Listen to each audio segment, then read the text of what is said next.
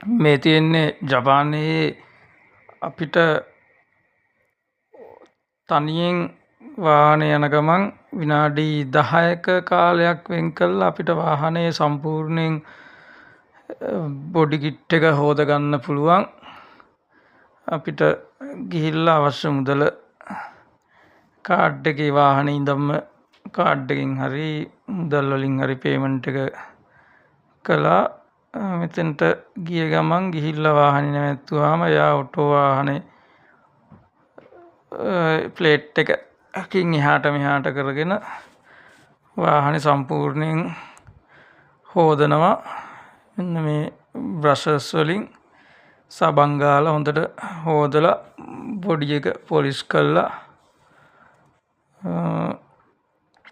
එතකොට පොලිස් එකකුත් මේකට වැසි ආවරණ කෝටින් එකක් ගාලා හොඳට පොලිස් කරනවා. මේ තියෙන්නේ බ්ලෝවර් එකකින් මේක වේලනවා.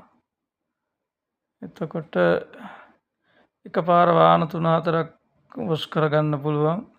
වාහනේ ඩ්‍රයිවර්ට ඇතුලේ ඉන්න ගමන් විනාඩි 5කින් මේ වැඩේ වෙනවා. අපිට ඕනේ තැනක යන්නකොට ටක් ගාලා ගියා හොදගත්තා.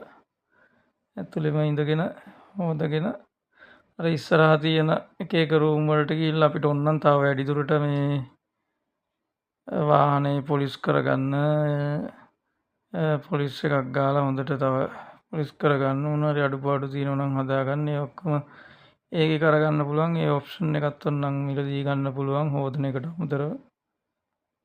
හරි පහසුයි. විනාඩි 5-10ක් වගේ යන්නේ කාලේ.